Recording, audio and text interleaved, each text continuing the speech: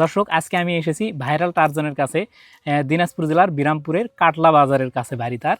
তো দেখতেছি সে একটা ব্যাঙ পুড়িয়ে খাচ্ছে। তো ভাই, কেমন স্বাদ পাচ্ছেন এটার? এটা ভাই স্বাদ অনেকটা ব্রয়লার মুরগির মতো।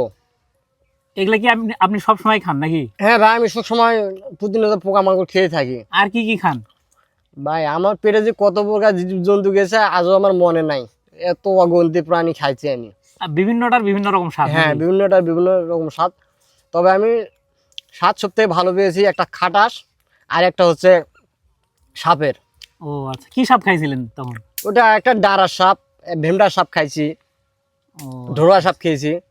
তা এখন সত্যি আপনাকে কেমন লাগতেছে? ভালো, খুব সুন্দর সেই স্বাদ। সেই স্বাদ ভাই, আপনারা দেখতেই পাচ্ছেন।